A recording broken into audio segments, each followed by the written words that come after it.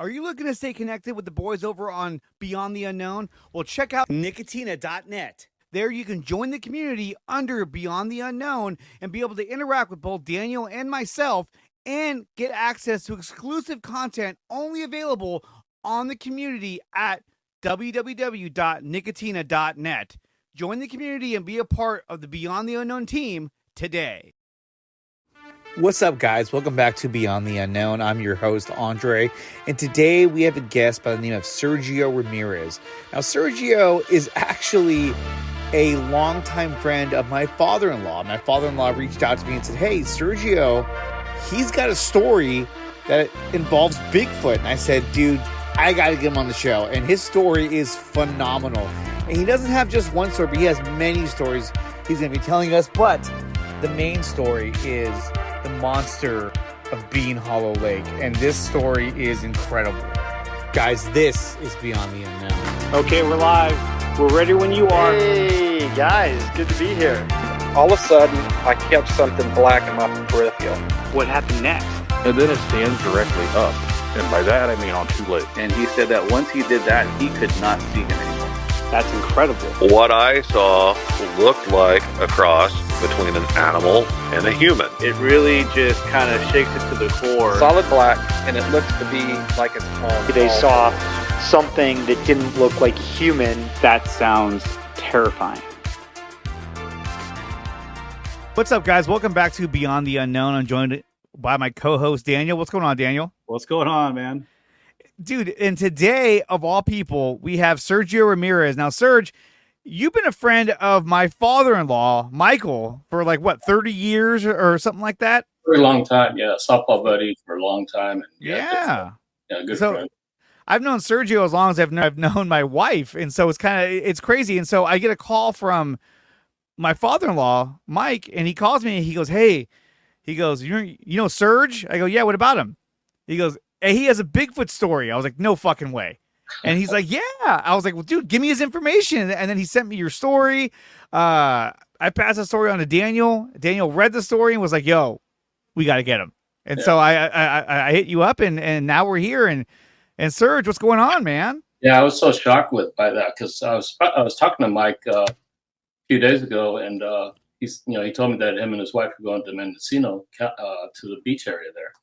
And I told him, oh, be careful of the Bigfoot out there. There's been reports out there. And I kind of, I was kind of being lighthearted, but I know that there's some reports up there. And he just said, he just mentioned that you do that podcast for Bigfoot. I was really surprised. And it's nice to know somebody that's around here in the Bay Area that does something like that. There are a lot of other, podcasters, YouTube shows that are really good. Mm-hmm. And it's a good release for me, for what I saw. Well, that was one of the things that we ran into with a few of the people already that we've had on the podcast is that, being able to talk about it is almost therapeutic. It is very much. So the first time I did one with somebody, it was very therapeutic. Definitely, it brought back some pretty memories. And I would imagine too, it's therapeutic in the sense that what you were experiencing was, like traumatic in the sense that like there was a lot of fear involved with it and uncertainty as well. Yeah. Now you had a pretty big encounter not too long ago, or when was this actually? Well, I had a recent encounter. This one, the main one where I saw a visual of the Bigfoot, which is undeniable, was that night. Was about 30 was 1988, 89 midnight. Mm-hmm. So it was quite a while back. Yeah. But since then, I've had some other incidents happening to me that I think pretty much related to Bigfoot. But this one was for sure. I saw something there. So it was 1989. Well, it was. I live in San Carlos. I just moved a year and a half before to San Carlos apartment. I've always lived in Road City, in the Bay Area for my whole life, except for I came here when I was 3 years old from Chile. So I lived here most of my life. And so you want me to just go into the... Yeah, go right into it. Okay, so back then, I had a really good friend who passed away in 2007. Really good friend of mine. We were adventurous, always doing stuff, hiking, fishing, camping, and hiking anywhere, anytime, nighttime and morning, or during storms and stuff like that. So we were always doing something very adventurous, but mostly fishing. We love fishing, and we were always talking about which lakes would be good for bass fishing, and we were always looking at the maps, and we've been looking at these two lakes that are by the coast called Bean Hollow. I don't know if you know Bean Hollow. Bean Hollow is north of Santa Cruz, so between Pismo Beach and Santa Cruz, there's a Bean Hollow. There's a lighthouse there, Bean Hollow. There's a Bean Hollow Beach, but it's kind of near. So the two lakes, one of them is called Bean Hollow Lake, and the other one is, it's kind of a weird name, Frijoles, Los Frijoles Reservoir, or something like that. So there's two little lakes up there, and we always thought, maybe there's some bass fishing there, Always wanted to go check it out. So, so at about 10 o'clock, I think, at night, my friend was over at my apartment. This is before New Year's midnight. We started, figuring out what we want to do, for New Year's, and talked about going to my friend's house, who's, just to hang out, and they're good friends. They're city boys, they don't know much about, the mountains or anything like that. And we thought about that. I said, nah, let's do some adventures. So we decided to go check out those lakes, just not to fish, but just check it out.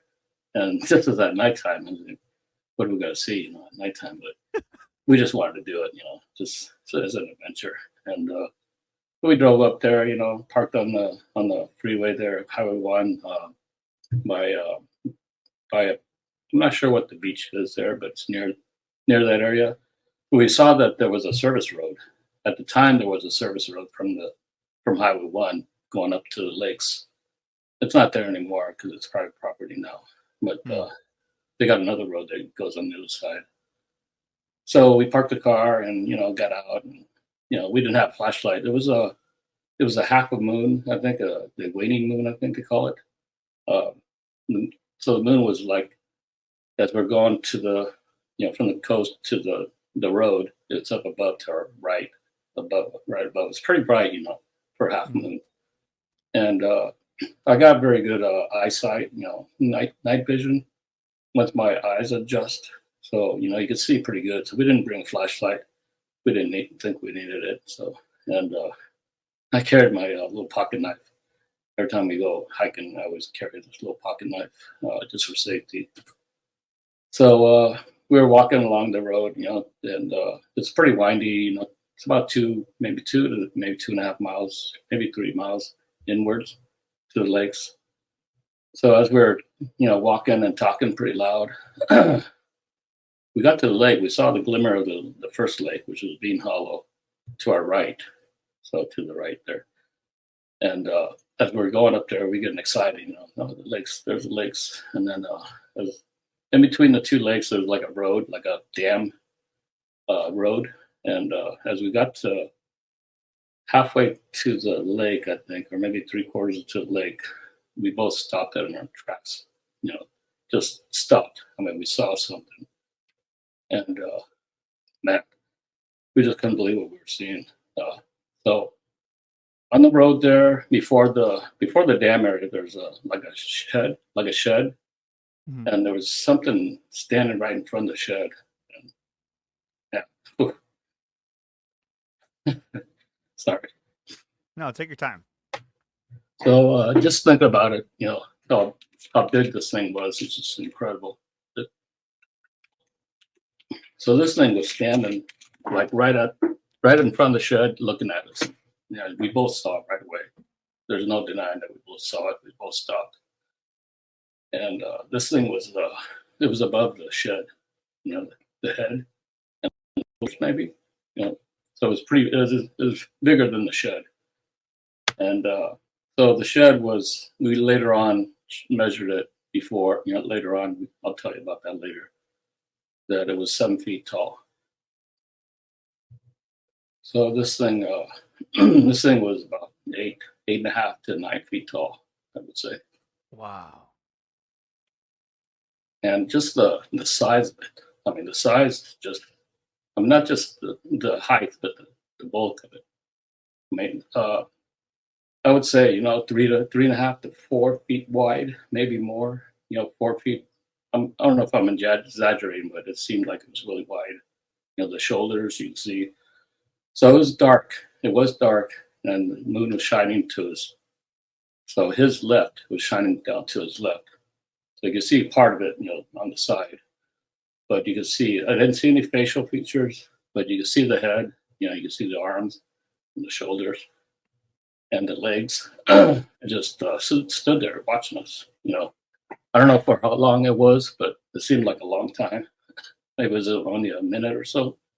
But so I just stood there watching, and all of a sudden it started moving.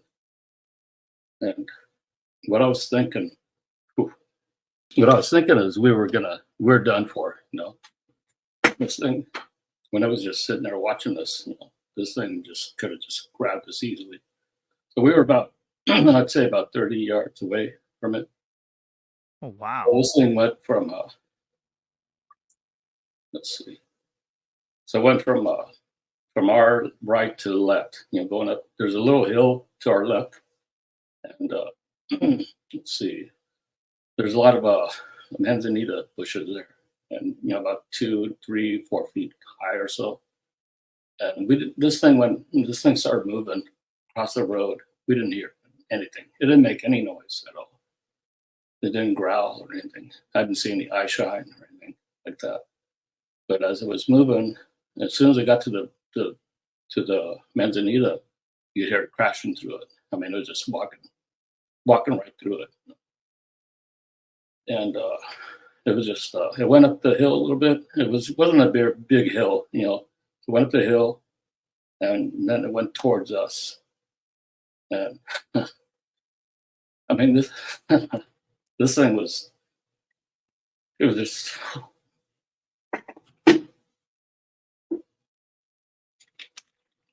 Yeah, I'm sorry. Take your time, Sergio.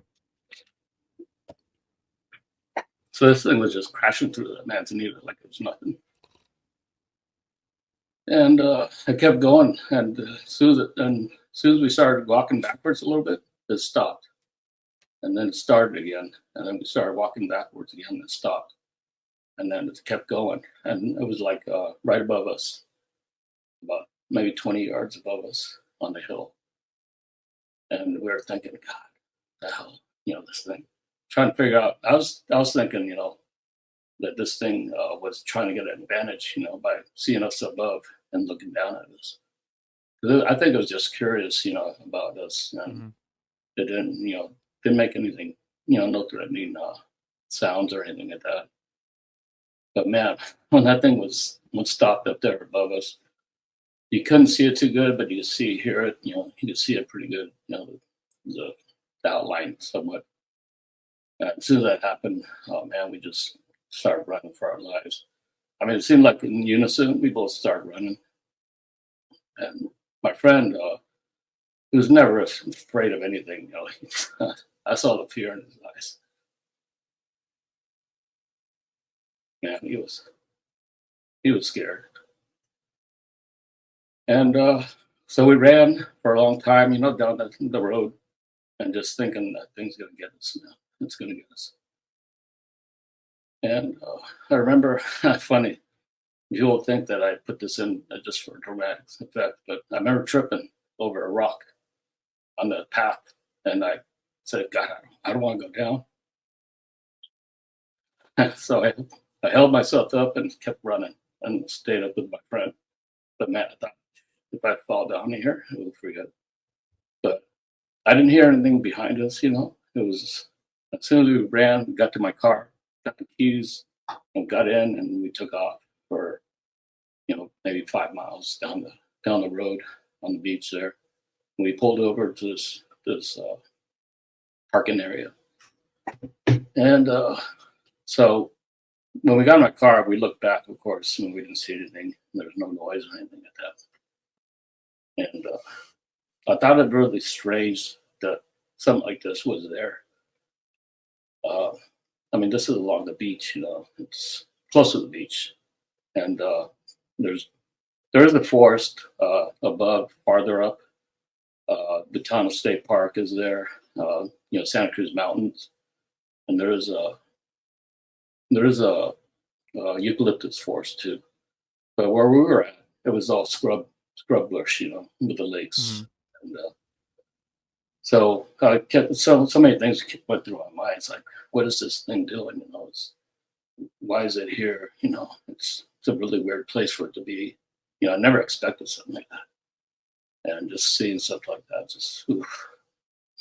And then I started thinking, later on that maybe it was, getting some food there and the frogs, and there was a lot of frogs croaking there in the lake.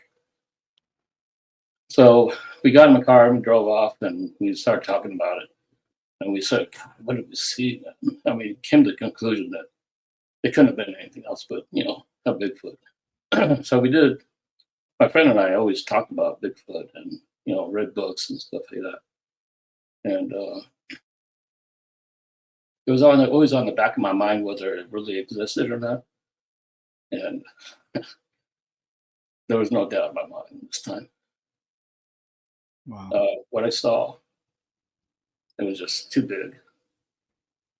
There was a time when I thought maybe it was a man, wild man or something, because you could see the hair, somewhat hairy. You could see it was hairy. It was really dark, and the face was really dark. Looked like long hair maybe on his head, somewhat, as much as I could see. And but this thing was just too big to be a man. It's like, no way. I'm just trying to fool myself. And did it make any noises? Like any sounds? Did it make any sounds or? It didn't make any sound. No sound at all. Not at all. Just so quiet, just sitting there looking at us. And you could see that it was looking at us, even though we couldn't see its eyes. But it was just big. And it seemed like the head was on the shoulders. I don't know if I really saw a neck, where it was stuck out. But maybe it was all the hair that was around it. So as we drove over there, we were parked, or talking about it. We came to the conclusion it was Bigfoot, and said, "Man, what do we do?" We didn't want to go home, but we were scared of our asses, man. I mean, I was really scared. Oh yeah. And then we were talking about maybe going back in the morning, sleeping in the car, and then go back in the morning and go, "Oh, what? Really? Want to do that?" But curiosity, was there. Oh yeah. Yeah, because what the hell did we see? Even though I think I know what it is, it's like you really want to know something. So we did sleep in the car in that parking lot, and then we went back the next morning, and I was pretty nervous, and we were looking around as we were walking the road, and we didn't see anything. We didn't see any tracks. We saw the shed. We measured the shed. It was about 7 feet high, maybe about 6 feet wide. And so this thing was covering a lot of that shed, so I would say maybe 4 feet wide. It was from shoulder to shoulder.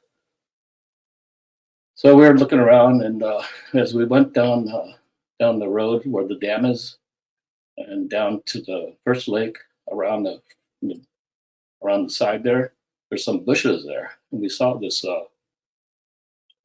indentation in the bushes. I mean, it was big. It was like a little cave in the bushes there, and it looked like something was sleeping there. And we went inside. We could walk inside. It was so big. We bent down to get in, but as we got inside, it was pretty wide, pretty big. And then that was the first time we smelled something. It was very pungent. We didn't smell it too from the lake, but as we got there, we started smelling something. So it was a very pungent smell. Hard to describe the smell, like somebody that had never showered in a year or something. Maybe, I don't know, Mm-hmm. something like that. And so we started thinking, oh shit, maybe it's still here. We got to get the hell out of here. There was probably sleeping there. my thought is maybe it came out, it was laying down and it came out, heard us talking. My friend, he's a big talker. He likes to talk loud. So we always talk about a lot of different things, adventurous things. And he was pretty philosophical.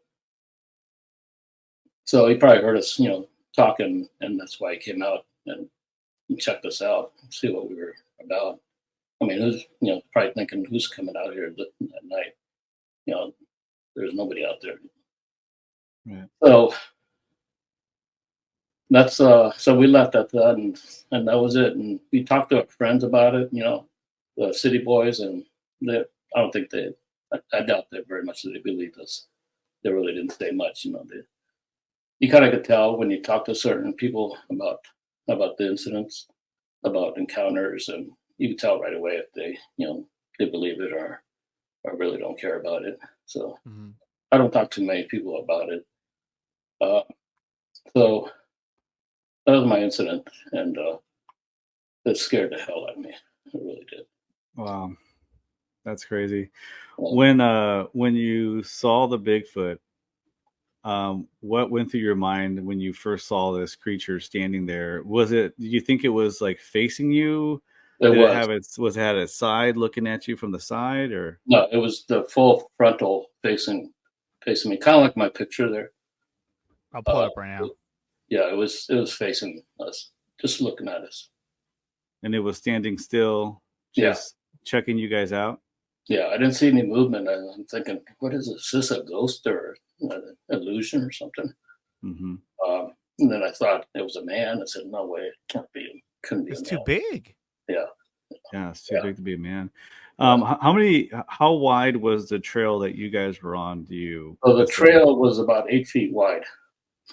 7 to 8 feet wide. It was a dirt road, service road, for the people going to the lake. I don't know if it's a county or something. So when this thing walked to the left, to its right, it took a couple steps to cross that road. It was like, it was just like very smooth, and didn't hear anything, no sound at all. Wow. No crinkling on the rocks or whatever on the road. Were you, when you saw it cross the road, were you able to identify anything in the way it moved, like its knees, its body posture? Did anything stand out to you? No, just the big arms that were swinging, and the head.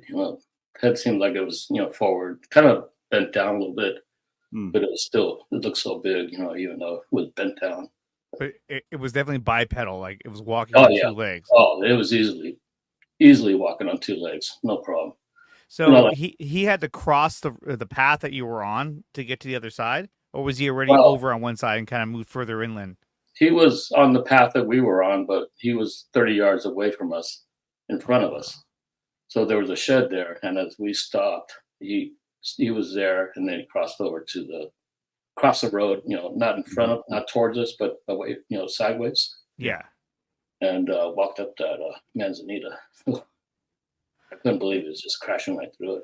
Are you looking to jumpstart your small business? Then check out PowerBrandSystems. They offer one platform that centralizes all of your social media interactions and pulls together all your reviews from either Facebook or Google. They even have plans in which they will handle all of your social media interactions to help boost your small business into the future. Guys, if you're looking to propel your small business, please check out PowerBrandSystems. Use the referral code in the description below when making your first purchase of PowerBrandSystems. And on top of that, use promo code 300POWER to save up to $300 on your first purchase of PowerBrandSystems. Propel your small business today.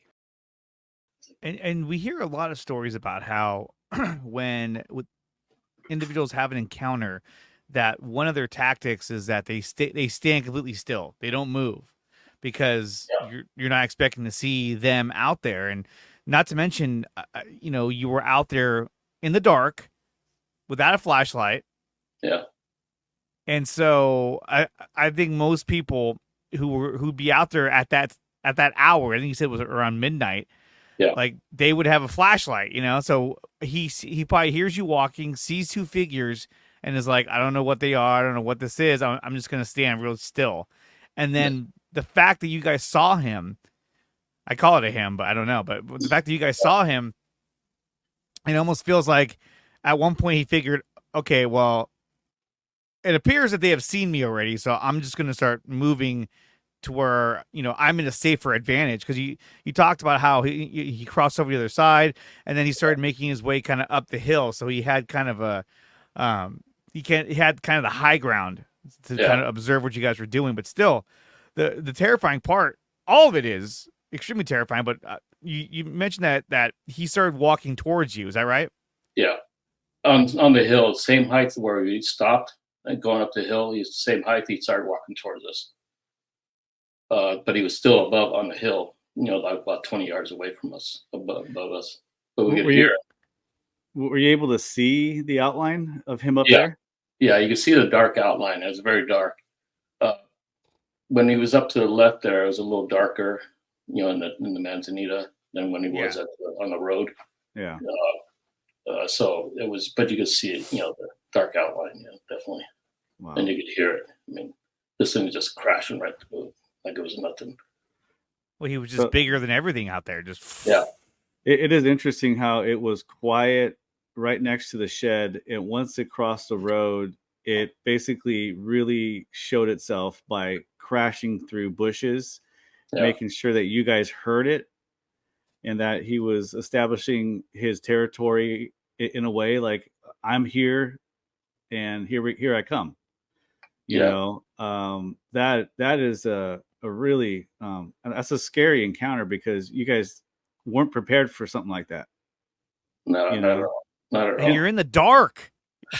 That's the scariest part. If I was in the dark and I saw a figure like that, I don't know what I would do. I'd probably run the other way. And eventually you guys did, but the fact that you guys stood your ground and observed, oh my gosh. Not that we didn't want to, or I know I didn't want to run. I wanted to run. I was frozen. I was frozen in place. I couldn't move. Wow. Just thinking about, what this thing is that I'm seeing, I was frozen, and my friend was too. He couldn't move until it started moving towards us, and then we started going backwards a little bit, and then it stopped. It's like, that was a weird thing. It's like it could see us easily, and I think the like I say, I don't think it was intending harm. There was no aggression, but I think it was just curious about us. Mm-hmm. It stood there watching us for a long time, and then figured out we just stood there too watching it. So when it started moving, I got, like I say, a better advantage of being up on the hill there, looking down at us, and see what we're about. And I was surprised, man, that it didn't come after us. This thing could have easily got us. I thought for sure we were going to get killed that night. Wow. Well, it seems like like Bigfoots, they don't seem to be a very aggressive species in the sense that they're going to come attack you. I think if they did, those are the stories that we don't hear about because they won that encounter. But it sounds like a lot of them, one, they're curious, and two, they determine that, okay, I need to do something in order to communicate that you need to go away or back away. And so I think it's crazy when you think about that. He started to walk towards you, and as you would walk towards you, you guys would start walking backwards. Then he would stop. Yeah. And that happened a few times before you guys just started running. And so it's almost like you guys were communicating with this Bigfoot, but just by natural instinct. Like if I move towards them, they move back. You know what I mean? And then you guys and eventually just took off. Yeah.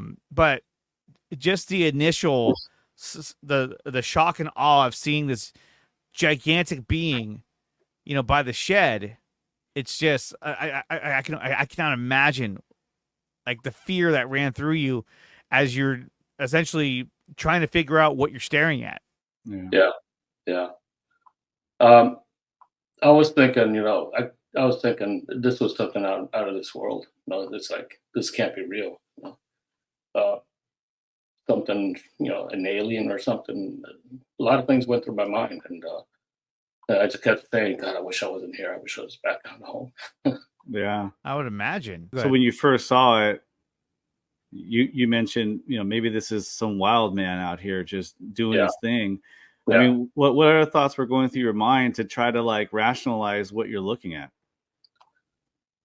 Well, that was the main thing. I thought it was a man. I thought it was some wild man gone wild and living out in the woods there, and come down to the lake and catch frogs or whatever.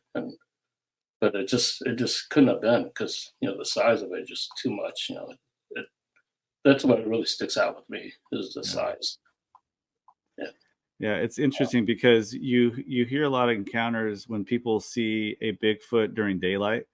Yeah. And they talk about the color of their eyes being solid black, which kind of moves into the direction that they can see well at night, better than humans can. Yeah. And when the Bigfoot crossed the road and went up the hill and started walking alongside you, I mean, if I was out there in the dark without a flashlight, not knowing my bearings, I'd be walking pretty slowly because I don't want to fall and trip over stuff. Yeah. Just thinking back to that, where he's able to hike up that hill and just kind of come alongside you guys, he could probably see pretty well where he's walking through.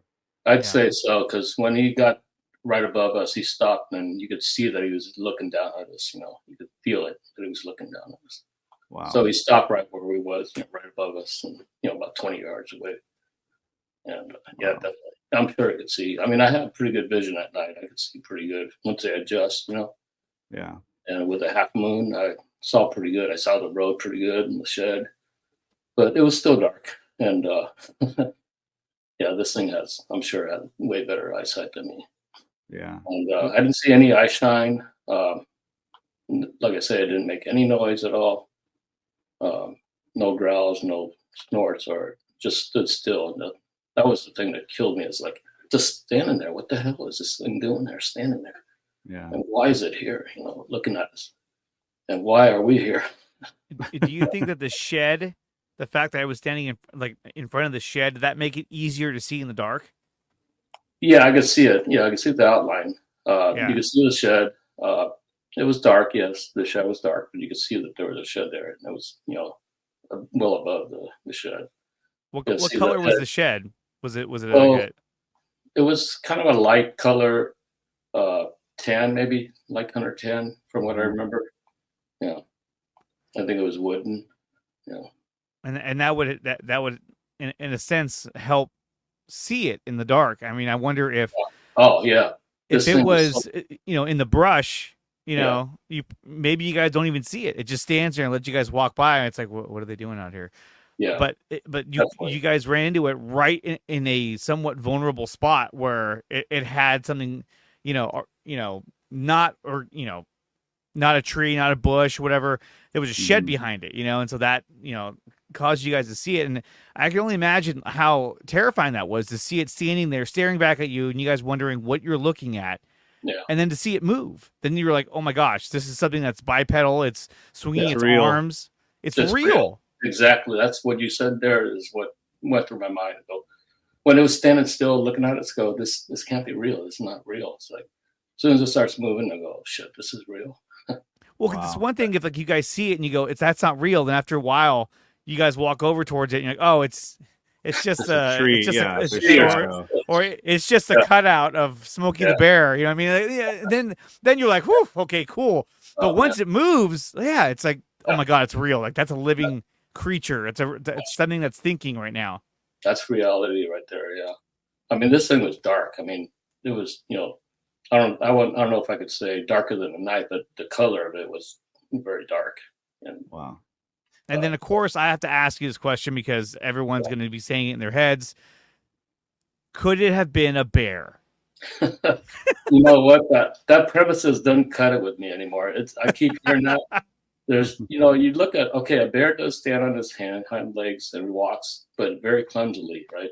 And also the shoulders don't stand out like a man's, it's forward. There it is. Forward like this, You could tell. You could tell it's a bear. But no, it wasn't a bear. And the way it moved from the side, on the side, you could tell it wasn't a bear, definitely. I mean, not only that, but like its actions, the fact that it stood still and waited, and then I would imagine it stood still, waited, and then it realized that you guys knew it was there, and that's when it decided to move. A bear wouldn't have done that. I feel like a bear would have been like, oh, you know what I mean? Like it would have. You would have known it was there. Like you know, makes some sound, definitely. Definitely. And then when it turned to the side, you could tell. You would tell that bear, they walk like this. Yeah, you would know immediately. Oh, that's a bear. Let's get out of here. This thing was swinging its big arms. I mean, these arms are huge. Yeah, so you could see that much of it. Wow. So yeah, what definitely was a bear. And it bothers me when people say, "Oh, you saw a bear." No, most people know what a bear looks like, and they could tell something different. It's not a bear. I do find it fascinating when I hear encounters that happened pre-90s. You're talking 89. I mean, that's still in the 80s. The technology that the average citizen had back then is minimal. Oh yeah. Where these days, people run into a Bigfoot, they either have a smartphone or they have, some kind of GoPro or something like that, where they're a little bit more prepared for some kind of interaction with something, whatever that might be. So hearing something like this from this time, this time era, this timeline, just it's more of a raw experience because of the time it happened. Was it a cold evening?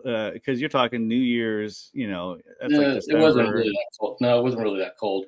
It was kind of, pretty much a nice night in the Bay Area. But getting back to your premise on the phone, so I have a flip flash in my car. I carry it all the time in my car. Flip flash, remember those things, those cameras with the flip flash. I would, even if I brought it, I wouldn't think at all of pulling that out and taking a picture. I was too scared to even think about that.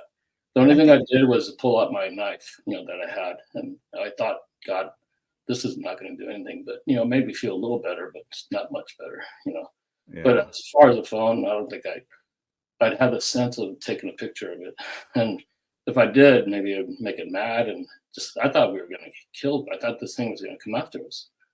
Wow. Didn't.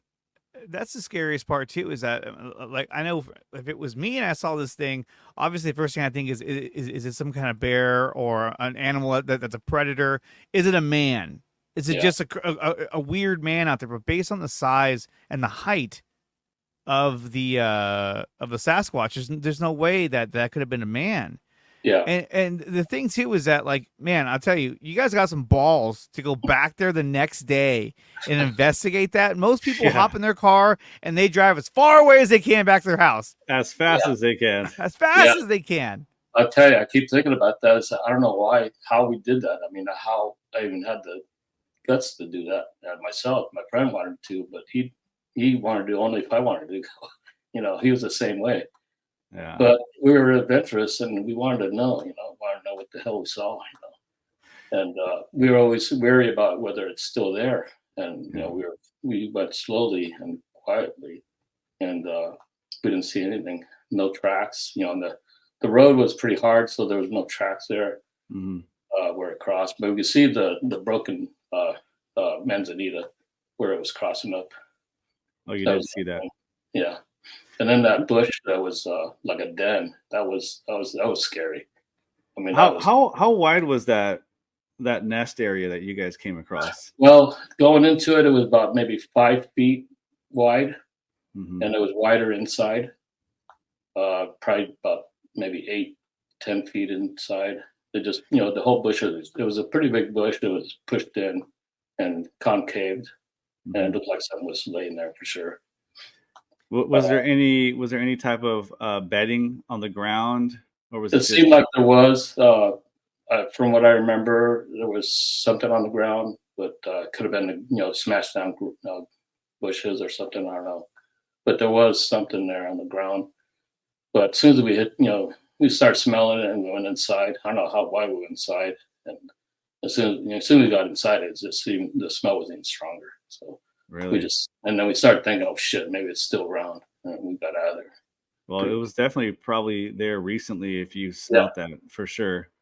Well, that's my thought is, like I say, when we were walking up and talking loud, it hurt us. It was in the den maybe, and it came out. I think it could have hid, it could have hid behind the shed or could have done anything, but I think it wanted to be out there watching us. It wanted us to see it, standing out in front like that. I mean, I thought that it wanted to. I'm looking at Bean Hollow Lake on my map. For some reason, I did not on Google. I couldn't find it. I found it on my phone using maps. But looking at, because you said there was two of them. There's like two lakes that are like side by side almost. Yeah. Serge, the roads to get there. I mean, that's not like it's right off the road. I mean, there's a distance you have to hike to get to it. Well, a long time ago, back then, there was a road coming from Highway 1. There was a service road. That's what we saw on the map. We can get to it from this way. Now that road is gone because it's private.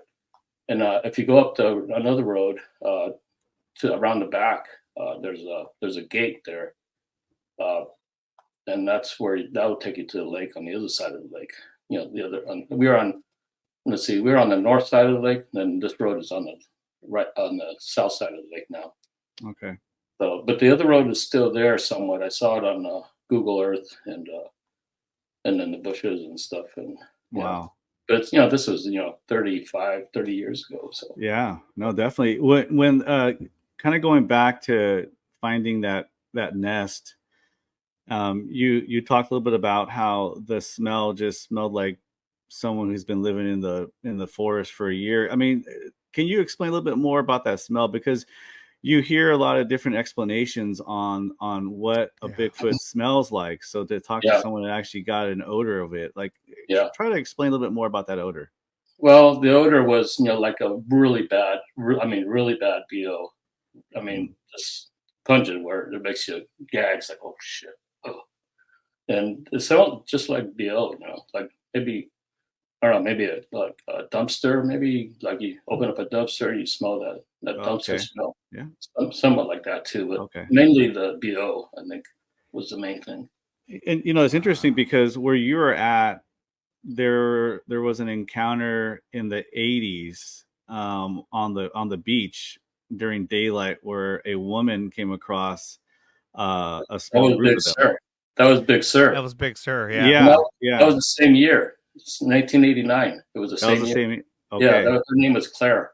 Yeah. Yes. Oh man, So it's interesting because when you explain where you were at, that's what my mind immediately went to was her encounter. Yeah. Which was really traumatic as well. And for you to come across something like this at night and then to go back the next day and do some level of like investigation on your own to kind of figure it out is pretty crazy, man. And it's just great to kind of hear this kind of story from firsthand, of what you guys experience, and I can tell it still sits with you. Trying to explain the story, it's I can only imagine the impact it had on you and maybe what it still does now. Yeah, it does. I camp a lot and I fish a lot. I'm always up in the mountains, but I'm scared. I'm scared of being out in the mountains, especially at night.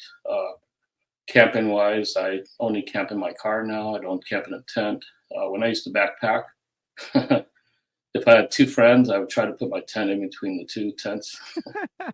Oh yeah, why not? At that point, after that experience, I never let on to other people. I hardly ever talked to anybody about it. I never let on that I was, scared of the nighttime, and when I'm out camping. And but I got through it. But man, any little thing I heard outside my tent is like, oh, scared the hell out of me. It's like, oh shit. I just cringe. Yeah. So yeah, it did affect me, and it still does. I mean, has it changed the way you go camping? I mean, I know you just mentioned that you try to stay in the middle. When you guys camp with tents. Yeah. What other things has it done to you to modify the way you camp or do your thing when you go out there? I mean, what else? Well, when I'm with my friend camping, he sleeps in a camper, and I sleep in my car. And when we sit in the campfire, and then he says, "Oh, I gotta go to bed. I'm tired of sleeping." And I get up. I don't want to hang out at the campfire by myself, Yeah. So I go to bed at the same time, because I don't want to be out there, man, at all. Have you gone back out to that area since then? Just no, I do did. your own exploring? I'll tell you this. So a couple of years ago, I was, after I wrote this down 2021 and then sent it in and, did an interview. And so since, I never knew there was this many Bigfoot reports. I mean, I knew they were out there, and I watch YouTube, but, usually, music and gold mining and stuff like that. And then all of a sudden this Bigfoot thing came up, and it got me interested. And I said, I should write my story down. And it kind of inspired me to write my story, because I always wanted to do it. And so I did. And then I started watching a lot of these, and man, I just couldn't believe all the encounters. And that's when I saw that one encounter with Claire, and that kind of confirmed that there are Bigfoot in the beach areas. Mm-hmm. Really along the coast. Yeah. I was talking to another podcaster, and one of the things that he brought up was that, you don't hear about encounters that happen near the coast. Yeah. Typically, they're further inland, in the dense wooded areas, national forest type areas. But I mean, I think, your encounter, along with one that we heard from Claire, I mean, to me, it basically spells out that, at least then in '89, that there were some that were living along the coast. Exactly. Are they still there now? Obviously I don't know, but they were there. They were once along the coast. And you got to figure too, back in '89, that whole area was less developed than it is now. And so the percentage of area in which it can survive on its own was probably greater then. And the fact that you say now that, like, most of the roads to get to it are gated off because it's private property. Yeah. I mean, look, it makes you wonder, why is it private property, and who owns that, and why? Yeah, that's my question too. Because before it was a service road, and the county maybe went out there to do some service in the pumps or something in the water. Well, especially if there's a shed out there. I mean, that means there's something in there, like, in terms, it could be tools, it could be a pump, it could be anything. Yeah. I'll tell you one thing. After I did all this, I felt compelled. I don't know why. It was something was pushing me. I mean, I do not want to see one of these again, ever. And but I felt compelled, and I'm very curious about it. So it was the same moon, the waning moon, half moon. So I went out there at night to the gate, parked my car, got out of the car. I was thinking, okay, I'm going to climb this fence. I'm going to go over there and confront the lake, go to the lakes and see. I don't know why. And then as I was standing there by the gate, I go, what the hell am I doing here? Shit, no way, man. God, I got to get out of here. I started getting really scared. Yeah. I couldn't believe I did that. And it's like, shit, what am I doing? I don't know what compelled me to do something like that. It's a weird feeling. It's like, I want to know, I want to see, but I do not really. I do not. If I saw this thing in the daytime and I saw its face, God, I'd probably be more freaked out. Are you looking to jumpstart your small business? Then check out PowerBrandSystems. They offer one platform that centralizes all of your social media interactions and pulls together all your reviews from either Facebook or Google. They even have plans in which they will handle all of your social media interactions to help boost your small business into the future. Guys, if you're looking to propel your small business, please check out PowerBrandSystems. Use the referral code in the description below when making your first purchase of PowerBrandSystems. And on top of that, use promo code 300POWER to save up to $300 on your first purchase of PowerBrandSystems. Propel your small business today. Just seeing the face, it's like, oh.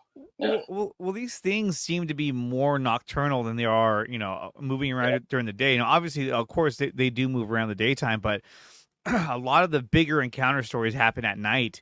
And obviously, they probably feel more comfortable moving at night because they could probably see at night with what do you call it? Night vision. That's not the proper term. But like a cat, they can see in the dark, and especially and especially if they have solid black eyes, then that would lend towards their ability to see in the dark. But Serge, your story, it feels like when you guys approached this thing and you saw it, I mean, really, it's like you were in its element. It's like if you guys had flashlights you'd be staring at whatever the flashlight's fixated on, and it probably would have been able to get away a lot easier. But the fact that you guys were just walking out there in the dark, Yeah. you know, it actually like you were in its element, but it also couldn't make any sudden movements because it would be more obvious. If you had a flashlight, you're just looking at whatever you're flashing your light on. It's able to kind of move, through the shadows. So your premises is you think we caught it by surprise. I think it's different. I think it knew that we were out there, and I think it wanted us to see it, and like it was standing because it could have easily went behind the shed and not see us. I mean, just to watch us. I don't know. I could be wrong, but your premise might be right too. Well, what I'm trying to say is that like you were in its element. Like you guys were in the dark. You didn't have flashlights. You didn't have guns. You didn't have anything to kind of have the upper hand in the situation. Yeah. Yeah. You know, when I pulled out the knife, I didn't stick it out. I had it in my hand. Like I didn't want it to see me, that I had my knife because I didn't want it to get mad.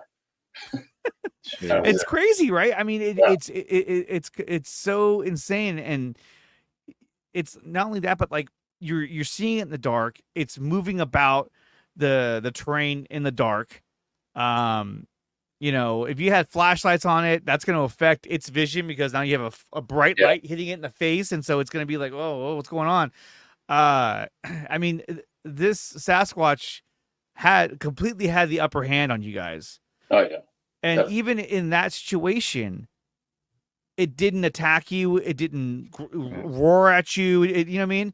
It did what it could to show you that, like, I need you to go away. You know what I mean? Like how do I make them go away? I'm just gonna keep walking at them now. Okay, good. They're backing up. So I think that shows that, like, these things have a level of intelligence that is greater than a chimpanzee or an ape. I think these things probably have a mind of like a 3-year-old, 4-year-old. Like they could do a lot of the things that some of the chimps and the apes can't do.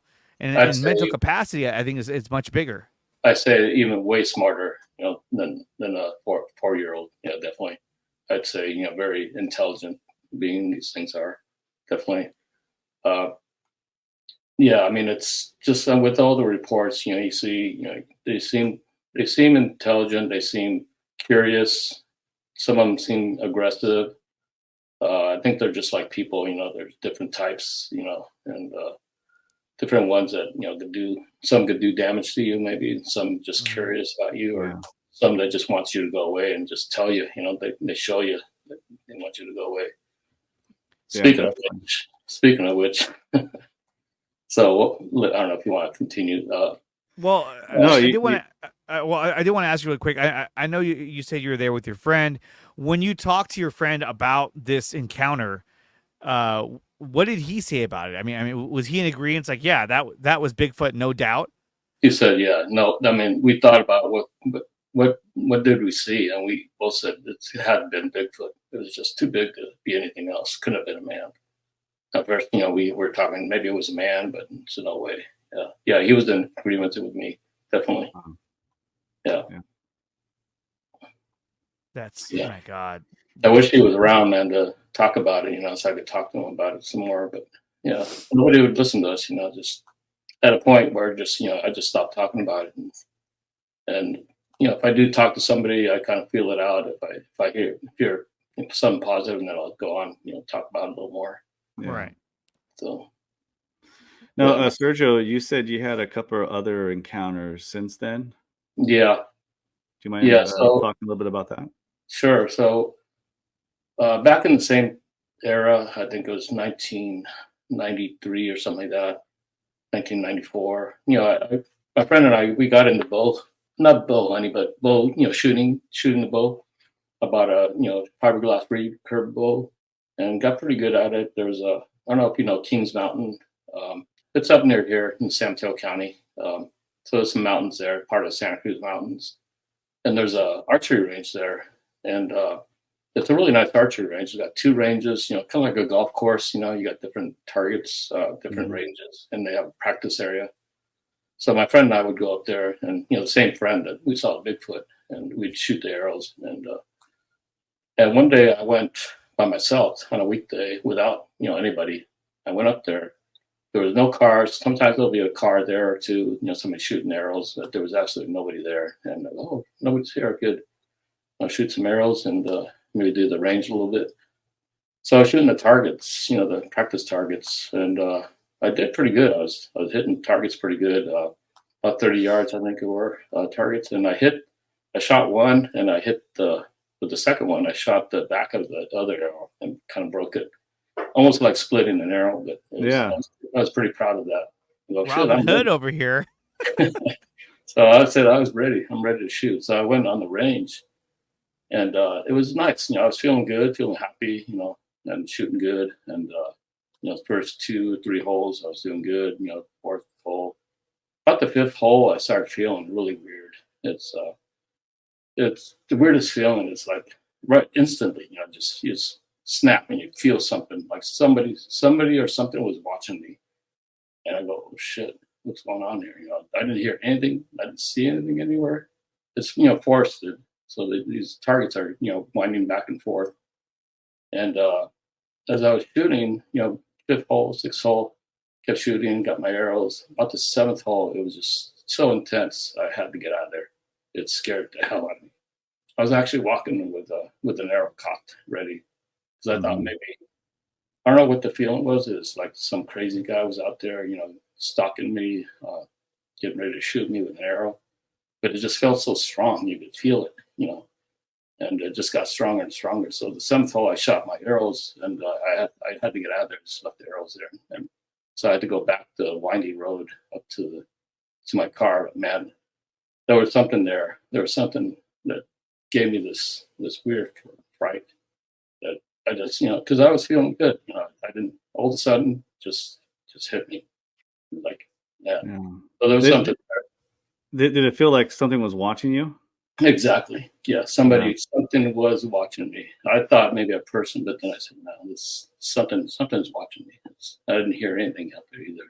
Yeah, and that's a real feeling. I've had that feeling before camping up in on the McCloud River that connects to Shasta, and me and 2 buddies were out hiking on the main road, and on my right side is a high ridge line, and I kept on looking up there because I just had a weird feeling that there was something there.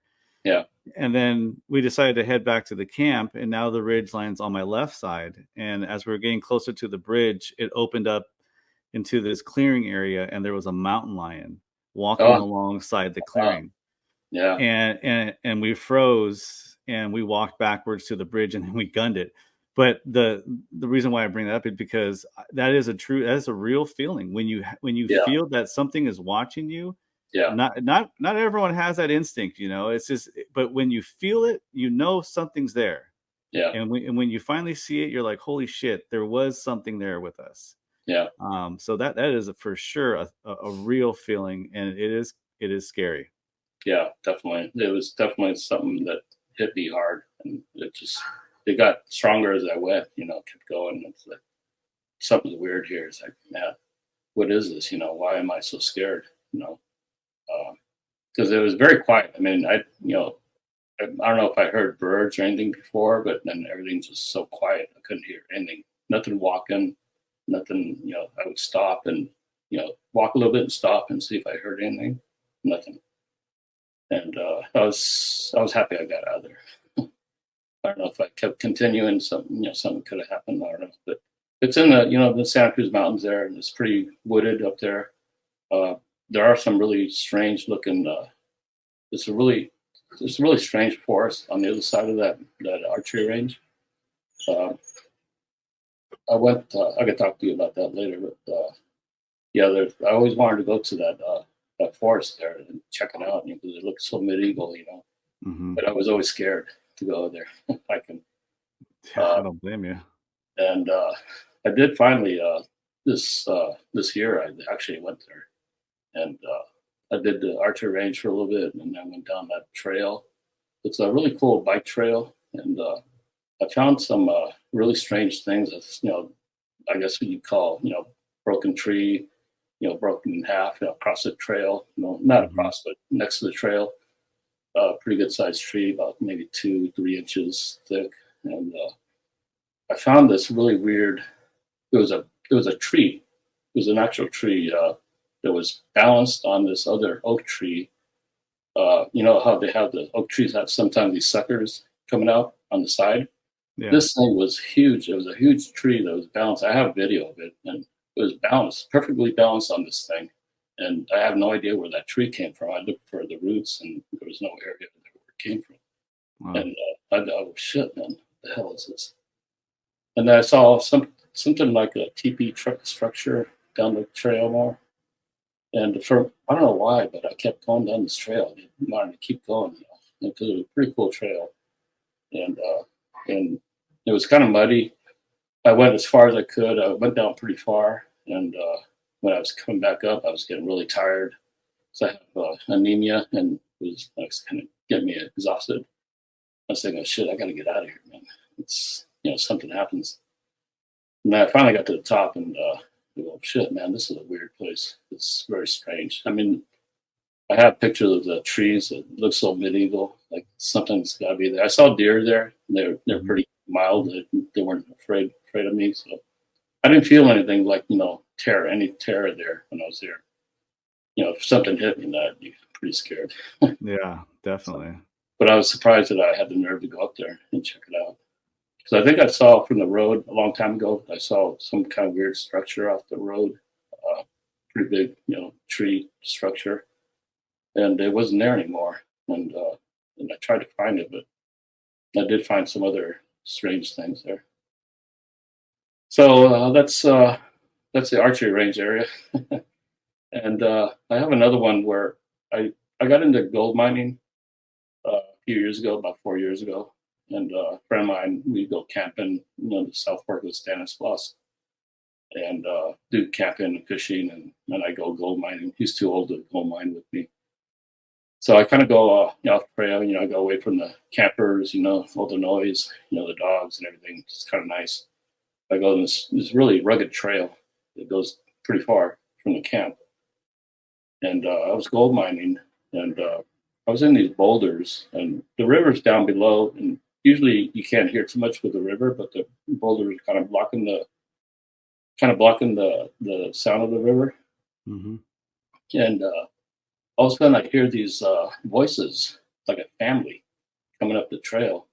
I hear children, I hear the adults, and I couldn't understand what they were saying. It was really weird voices, but it was definitely, like children voice and adult voice. I'm thinking, what the hell are these people doing up here with these kids on this rugged trail? I mean, this thing's tough. Go up and down over logs, through bushes, and I thought it was very strange. I was thinking, they kept coming closer and closer, and I was thinking, oh God, now I'm going to stop what I'm doing and, explain what I'm doing. Hi, yeah. And then all of a sudden, they got pretty close, and all of a sudden it just stopped. The voices stopped. I didn't hear them go backwards, going back like, you start hearing the distant voices. It just completely stopped. But it was really weird voices. I couldn't, it seemed like they were normal voices, but I couldn't understand what they were saying. Really strange. So I thought that was very strange there. It could have been maybe a Bigfoot, but when it stopped, it just like, it was pretty close to maybe about 30 yards from where I was. I was down this hill and then up a little bit of the hill, this trail. And so I thought that was strange. I don't know what you guys think about that. Yeah, that's interesting. You hear about them moving in groups, with juveniles. Yeah. You hear them talking. They have a language or a form of communication that they do. Yeah. I don't think there's anything truly scientifically done that proves that they're actually like saying certain things, but there's like vocalizations that they do that they're able to recognize. So when you're walking, I mean, was it to the point where you're kind of like, oh, I'm going to run into them at any moment now? Yeah, I was sitting there, digging my hole, and then I kind of stopped and got up and just waited for them to come by so I could talk to them, because I know they want to know what I'm doing. Yeah. And then it just kind of stopped. It's like maybe if it was a Bigfoot, it realized that I was there and it stopped. It could have been a Bigfoot trying to, talk different voices. I don't know. It's kind of weird. It did sound like a group, like maybe four people, 2 kids and 2 adults. How far from the campsite were you? I would say, let's see, about 2 miles maybe from the campsite. Well, that's a good walk. Yeah. It's up and down. It's up and down and very rugged. You have to go through bushes and over logs and around logs and stuff. And it's not like they saw you down there and was like, "Oh, there's somebody down there, run!" And I mean, there'd be no need for that. I would hear them talking, continuous. If they would stop and turned around, I would still hear them talking, but it's like the talking just stopped all of a sudden, like right away. It's like, and then there was no noise. I didn't hear any walking or anything. What did you do after the noise stopped? Did you continue mining? I did. Okay, you just got right back to it. I didn't even think about it before. It's like, what the hell was that? Why? Yeah. What happened there? I didn't think about it. But when I gold mine, I lose track of things. I just want to get in. I go into it and just, I'll look around. Gold fever. Yeah, I was one time I was panning in the river. And the river was pretty noisy. I'm sitting there panning, and I sit down, and all of a sudden this black thing was right next to me. So fuck, I froze, and it was a Labrador. I thought it was a bear. Oh, can you imagine? You're just like, oh my god. It was a big, black thing. I was, oh fuck. I thought it was a bear because there were bears out there. Yeah. And I thought I was done for. So, and then luckily it was a Labrador. Now the campsite that you were at, was it like a full hookup kind of campsite? Was there like flushable bathrooms there, or was it a little bit more? Yeah, there's bathrooms, no electricity, but there's bathrooms, outhouses. They get flushed out. Yeah, it's a pretty good sized campground. I mean, there's enough for a lot of people there. Yeah. Really good fishing there too. Oh, nice. What mountain range is this located at? This is the Stanislaus National Forest, South Fork of the Stanislaus River. Okay. Pinecrest. I don't know if you know Pinecrest. No, I'd have to look it up. Yeah, Highway 108. So it's east of Sonora. Yeah. And it's pretty wild up there. Yeah, sounds like it. I mean, you're interesting, Sergio. You had these experiences, but yet it doesn't necessarily stop you from doing what you want to do. And there's a lot of kudos for that, because you're still kind of doing your passion. You're getting outdoors. There's folks that we talk to where like they're done with the outdoors, or they got their finger on the trigger essentially when they go outdoors now. Yeah. So it's incredible to hear you and what you're still able to do with your encounters, and just pushing through it, living life. Yeah. I mean, it's scary. I'll admit that I'm very frightened when I'm out there by myself. So there's other place I go gold mining. It's Auburn, North Fork of the American River. Mm-hmm. And that's where I've had some incidents there too. So I think 2 years ago, not a year and a half ago, I was out there mining. I have a really good spot where nobody goes out there. I never see anybody out there mining. I guess people think that it's mined out, but it really isn't. You have a lot of gold out there. Mm-hmm. There's a trail above where I gold mine that people go to a lake. They hike. Weekend's pretty busy, but I was there on a weekday, and it was very quiet. Not too many people going around. So I went down to my spot. It's about maybe 50, 60 yards down from the top of the trail to where I gold mine. And it's a perfect place. It's very quiet. And I was getting into it, mining, and I just got through doing a pan, and I got up to go to my spot where I dig. And as I'm walking, all of a sudden I hear like a loud, something hitting. It sounded like a gunshot at first, but I saw this rock hit this bedrock and came scooting right by me about 5 feet to my left as I'm looking. And then I'm going, what the hell was that? Who's throwing rocks? And then I'm sitting there watching. I had my pan like this ready, in case Another one came, and sure enough, another one came. I mean, these were line drive shots, and these were rocks, about the size of your hand. This one came to my right, 5 feet to my right, and just shot right through into the river there. And I was looking up, and I didn't see anything. So from where I'm at up to the trail, so the trail goes, as I'm looking up, the trail goes to the right and up in that way. So up above me where the rocks came from, there's nothing but trees and bushes. I mean, very thick. It'd be very tough to go through that. And I'm thinking, after the second rock came down, I was thinking of some kids up in the trail throwing rocks. I yelled out really loud, "Stop throwing rocks, you almost hit me." And then it stopped. There was no sound. I didn't hear anybody up there. Usually I could hear people walking on the trail above, when they're talking. But it was nothing that, I thought it was kids, but I looked, God, that'd be a tough one to throw, line drives from up there, 50 yards. So I didn't think about it. I went back to mining after that, but it scared me. That's funny. All of a sudden I got deja vu. Like this happened to me before, and I can't remember when it happened to me before, when I was gold mining somewhere. I had rocks thrown at me, but these were two big rocks that were thrown at me. And to my left, 5 feet to my left, 5 feet to my right. Pretty accurate, Yeah. And if one of those rocks hit me, man, I'd be in bad shape. Oh yeah, for sure. Yeah. I mean, you're a magnet. you got some stuff going on there. Oh yeah. So after I went back up the trail, I went up to the area where the rocks would have been thrown, and I said, "There's no way somebody could throw a rock line drive from up there. It's so thick, and you'd have to throw a big arch, maybe if you're strong enough, and throw it over to the river. That there was no way. It must have been something that was right in the middle of that hill there."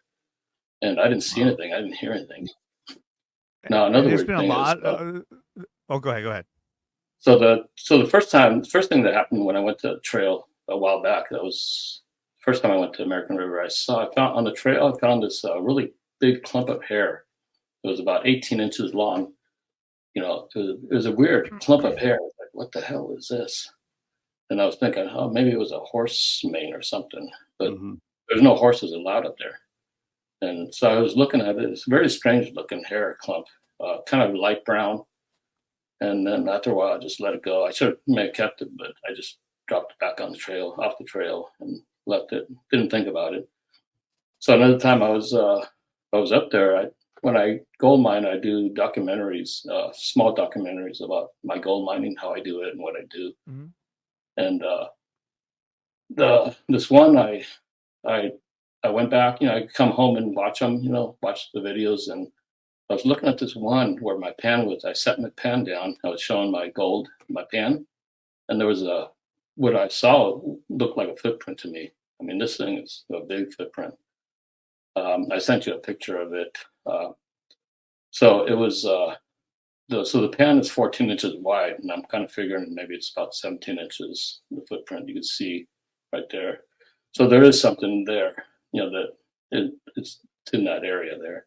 It kind of tells me that there's something there. So the rock throw and the footprint and now the last time I went there, I was with my brother and nephew, and I was panning and watching, showing them how to pan and all that.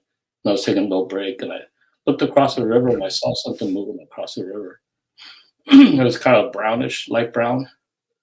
It looked pretty big. I was thinking maybe it was a deer that was hiding in the bushes there. Because I moved from one area to where it was an opening, slight opening, and this was about maybe 7 feet where the opening was. And you could see the thing moving really slowly, and then all of a sudden it just stopped right there. And I was looking at it, it didn't move, didn't do anything. I thought that was strange because it was, the opening was about 7 feet high, where the bushes were, and then you see the brown, kind of brownish color. I thought maybe it was a deer, but it couldn't have been because it was pretty high up. It was upright? Yeah.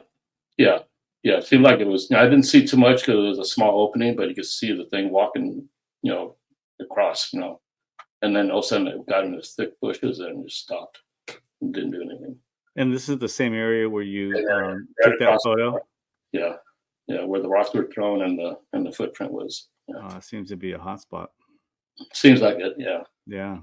And if you're watching at home, he has an image that he shared with me where you see the pan, the gold mining pan, and then you see the footprint just above it. I mean, to me, it looks like a footprint. There's toes, there's indentations, and the entire foot is making the impression into the ground too. It's not just like, you know, like it has weight to it. Yeah. And then you provided another image where it's your foot up there making the impression, and it's very small compared to what we just had up there. Yeah. Yeah. And the area right there is a little softer where I was, and it did a little indentation, but where the footprint was, it's a little pretty hard there, hard packed there. So it was pretty heavy, whatever made that track. Oh, that's a good print right there. Yeah. Yeah. I wish I could have casted it. Yeah, that's a nice print. I mean, you can see the outline of the foot. Yeah. You can see everything. Yeah, you can see toes, outline of the side of the foot. And like the overall length of the print, to me, it's like you can't say it's a bear because, I mean, look how long it is. I mean, bears don't have paws that are that long. You know. And you could tell if it's a bear. If it's a double print, you could tell if it's a bear. You know, double print. That's one print right there. Yeah. And how big of a print was that? Well, I didn't measure because I didn't notice it at the time when I was. Okay. But compared to my 14-inch pan there, I kind of estimated it, 17 inches or so. Yeah. Yeah, I mean, look at that. It's bigger than the pan. Yeah. Or I'd say it's longer than the pan. So yeah, it's got to be right around 17 inches. That's incredible. Yeah, that's a big one, whatever it is. And so now we know, Daniel. If we want to go find Bigfoot, we got to go with Sergio. Go with Serge. Hey, where are you going, Serge? I'm going with you. Let's go. Yeah, seriously. You guys want to go gold mining with me? Maybe someone happens. Seriously, and there's been a lot of reports too that that the Sasquatch, that they throw rocks at people to kind of like make them, to scare them off, or just to let them know, make them aware of a presence so that they leave. Yeah. And so and it's not like they just throw one. There's numerous reports, hundreds, where it's not just one rock, it's 2 rocks, 3 rocks, 4 rocks. Yeah. We were talking to Yowie Dan, lives in Australia, and he was talking about how he was picking up big boulders and throwing them down into the river. You hear hit the water and so it's definitely something that these things do. And again, we talk about how the characteristics of this creature, throwing rocks, tree structures, making these nests that are, out of the shrubs and bushes.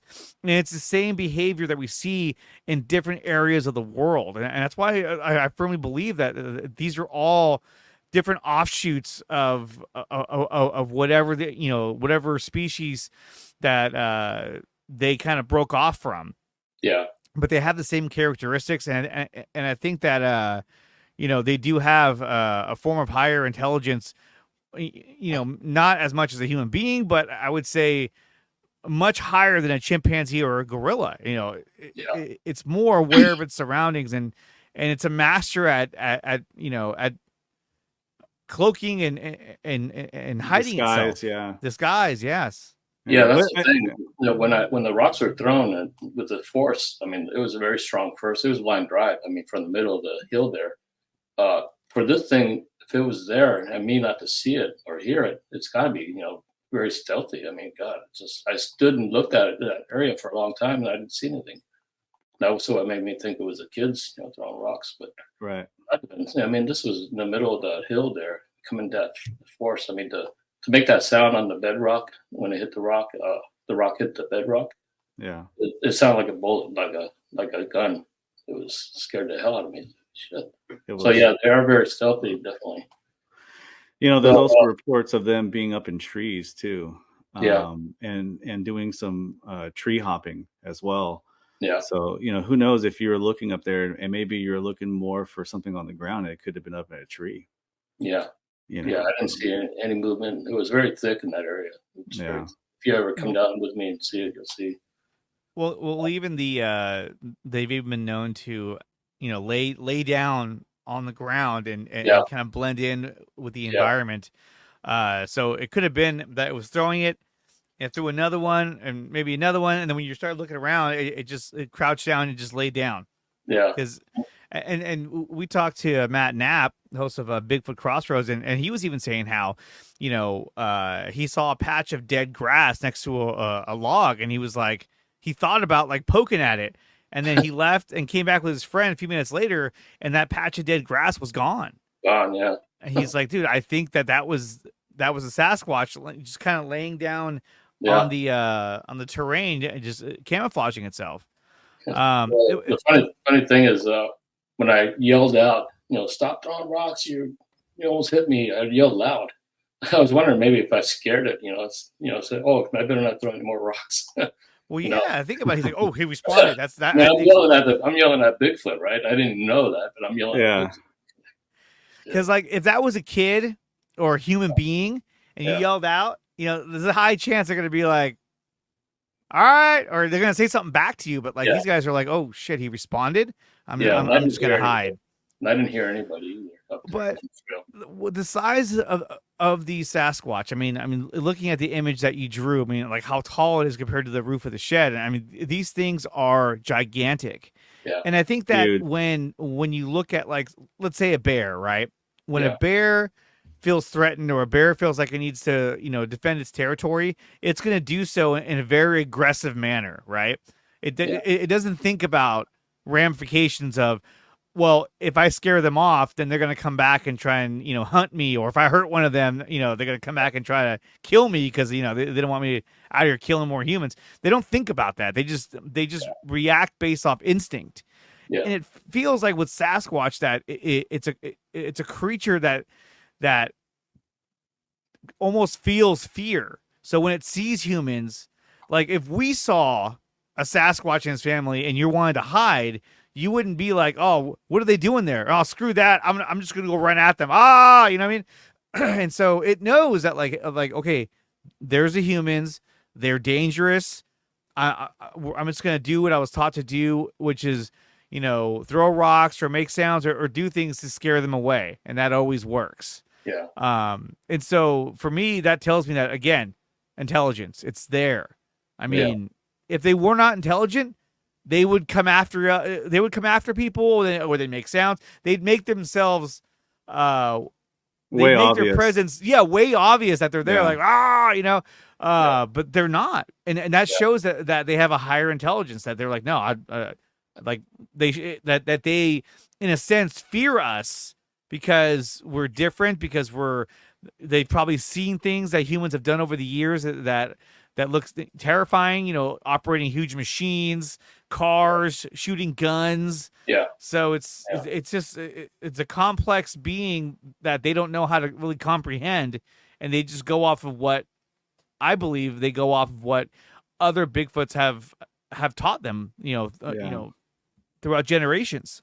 Sergio, have you ever seen the AI picture that Mike Bluler provided us? Yeah, that scared the hell out of me when I saw that. Man. Yeah, that is a really cool looking facial AI drawing that he got. You have that, Andre? I'm looking for it right now. I don't think I have it on my computer though. I think I had it on my phone. Oh, okay.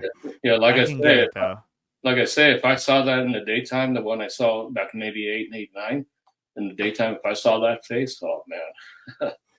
What's crazy is like when people see it during daylight and they get a good look at the face, they really can't differentiate if that's a human or something or something else. I mean, it looks very human-like. It does. Yeah. And the things that it does, it's repeatable, right? So that they're at least repeating what they do, with different people. You kind of get the same some of the same reactions, but the visual look at one is probably the most shocking to see is to see one face to face in the daylight. Yeah. It's pretty mind blowing when you hear people talk about it, and even hunters that go out hunting all the time and they come across this out in the woods and they got their crosshairs on it and they can't pull a trigger. Yeah. It's like I can't tell if that's a man or what that is. Yeah. Yeah. Even the size of it, you still think, man, this could be a man. It's like looks human. I mean, looks like a humanoid. Right. Definitely. Yeah. Jeez. So I have another encounter with my wife over in the Mammoth Lake area. Mm-hmm. So Mono Lake, It's called Mono Lake.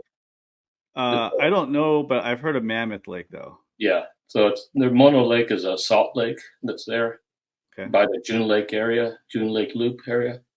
Very wild. It's the June. We went. I took her to go see the fall colors and just hang out, do some hiking up there. So June Lake is, there's some rugged mountains on this, surrounding these lakes. There's Grand Lake, a few other lakes.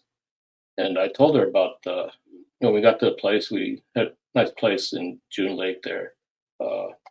It's kind of like a cabin almost. And so I told her about the stars at night, because she'd never seen the stars at night, where there's no light and it's just beautiful. So I told her I want to take her out late at night, up the mountains there.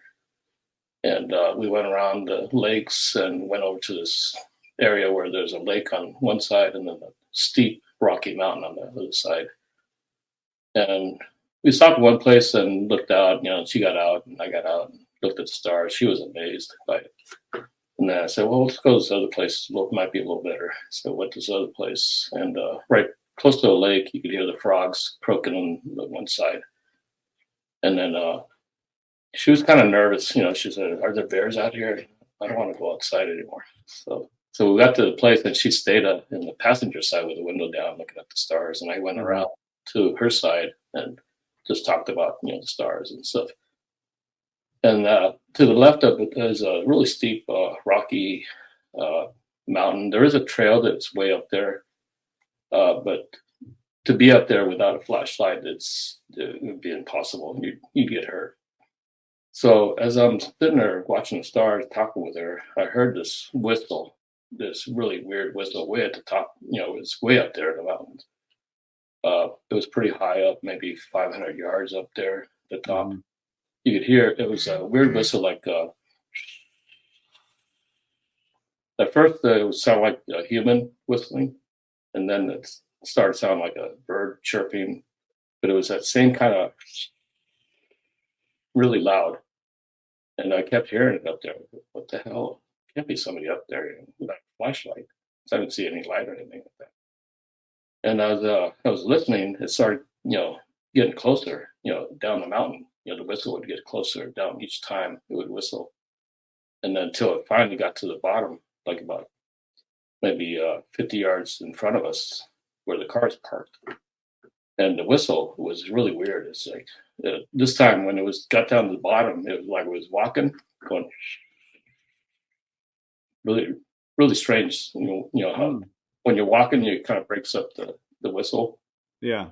Yeah, man. As soon as that happened, I was frozen. I thought back of the time when I saw that Bigfoot, and I was just shaking. I ran around to the side and got into the car, and she goes, "What's going on? What's the matter?" I said, "I heard a whistle up there." That whistle, it's just a bird. No, this was not a bird. This is something that came down that mountain pretty quickly. And I got out my big flashlight and tried to shine it. There were some trees there. I didn't see anything. I looked around. I was pretty scared though, man. I was shaking because it brought back memories of when I saw that one. So that was sure. So the whistle is a really weird sound whistle. It's, way up the mountains like that and come down that quickly. That scared the heck out of me. Yeah, and there are reports that they do whistling as well. Yeah.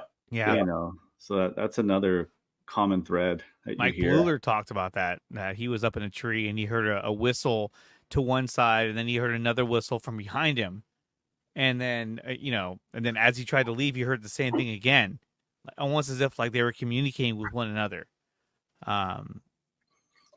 So yeah, and not only that, but the fact that you're hearing this whistle noise at night in the dark. Yeah. And a lot of birds, they don't really make chirping noises or are very active at night. They're usually at that point they're just kind of hunkered down to go to sleep. So the fact that it was getting closer, that's the scary part too, is that, you know, it could have been making that noise because it was trying to communicate with, like, you know, if it had its young with it or juvenile or another one. But man, that's scary. And not only that, but like you flash the flashlight, you couldn't see anything. But at that point, they could have been laying down. It could have been anywhere. Yeah. You know, it's I mean, it was with the whistle. The last whistle was pretty close to the road. I mean, it was like I was shining right by this big tree there and shining the ground, and nothing I could see or hear anything. No movement at all. And my wife was really scared. And here's that picture that we talked about. This is from Mike Bluler. This was the AI recreation of what he saw. Yeah. I think the only difference he said is that it didn't have the facial hair. Yeah. And I can't remember if the brow ridge had hair like from the brow ridge up, or if it had a forehead. I'd have to listen to it again. But this is, I mean, honestly, like if I saw this thing staring at me, oh man, you have to question: am I looking at a man? Am I looking at somebody that's living out here? Like, yeah. what is this? It's so human-like. It is. It is. That really is. That's what freaks you out, you know, the human aspect of it, and then the scary looking human aspect of it. The all black eyes, like a shark. Eyes. That's the scariest part. You're like, oh boy. And they're known to have big noses like that too. I don't know if you guys ever seen that one picture of that Bigfoot that's sticking its face in a window. It's got this big nose and just looking. This lady was in the dark looking at this thing because it was. I don't know if you ever heard that one, or you ever see that one. It's a really big, looking face, similar to that, and it's got a really big nose, and it's like sticking it right up to the window. And that was kind of freaky. That kind of freaks me out there. Seeing that. Oh yeah, for sure. Yeah, I mean, just seeing one of these would freak everyone out. I mean, yeah, who wouldn't look at this like in shock and awe, seeing something that looks like a human hybrid type of creature that's so large and huge, but yet can be so quiet. Yeah. You know, it's just, it's really crazy on what this creature can do and how it can make itself essentially disappear without really doing a whole lot. Because, you know, if you're out in the woods, I mean, if you guys weren't looking, if there wasn't a shed there, back to your first encounter, if there wasn't a shed there, and let's say he was just crouched, you might have walked right past him. Yeah. Because it was dark out there, and he was probably all black hair. And very quiet. Very quiet. You know, you could have easily walked by him and you might have gotten into some trouble. Yeah. You know, because then you got closer to where he would call his home. You know, that little nest area you guys came across. So it's just really fascinating how these creatures can do this. You know, it's next level stuff. It's the ultimate hide and seek. Where they're just able to blend in with their background so well. Yeah, the size of just, how do they do that? You know, it's so big. I mean, 7 feet is pretty darn big. You know, there's, you know, basketball players that big, but not as wide as a Bigfoot, 7 right. foot. But 9 feet tall is like, I keep looking at, you know, 9 feet. I look at my apartment, my ceiling, 8 feet, you know, this thing's bigger than that. It's like, shit. Damn, it's insane how big these things are. Yeah. But and it's something that, you know, we've heard stories about how it's integrated into Native American lore, you know, and these stories of these counters go back, you know, all the way back to the 1700s, 1800s. It's just hundreds of years. And it's not like it's something that has just kind of came up in the past 20 years and everyone's been talking about it. This has been something that people have been talking about for decades and centuries. Oh, centuries, yeah. Not a new thing, that's for sure. That's the Bauman story, the Toba Inlet in British Columbia. What was that one? Actually, no, not Bauman. It was what was that one?